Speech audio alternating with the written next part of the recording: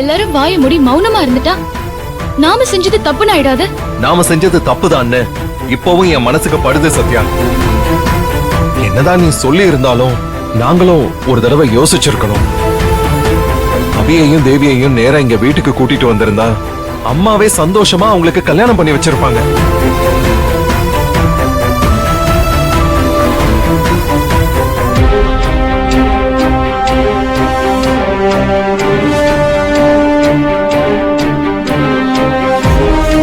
சத்யா, என்ன திடீர்னு சைலண்ட் ஆயிட்ட? நான் சொல்றது உண்மைதானே? அம்மா சந்தோஷமா அபிதேவி கல்யாணத்தை பண்ணி வச்சிருப்பாங்க தானே?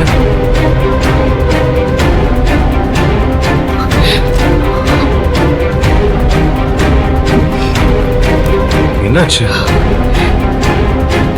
இல்ல, எனக்கு என்னென்னமோ நினைச்சு நெஞ்செல்லாம் அடைக்குது. தேவிக்கு ஒரு அங்கீகாரம் கிடைக்கணும், அதனால தாலி கட்டுங்கன்னு நீ ஏற்காடுல சொன்னப்ப அது சரின்னு தான் பட்டுச்சு. ஆனா இங்க வந்து அம்மாவோட தாய் பாசம், அவங்களோட கண்ணீர், அவங்க எமோஷனல் ஆகி மயங்கி விழுந்தது, இதெல்லாம் பார்க்கும்போது அம்மா சொல்றதுதான் கரெக்ட், நாம செஞ்சது ஏதோ தப்புன்னு இப்ப தோணுது சத்யா.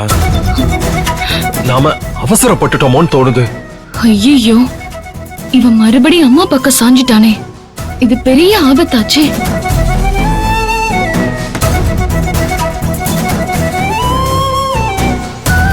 சத்யா, என்ன யோசிக்கிற?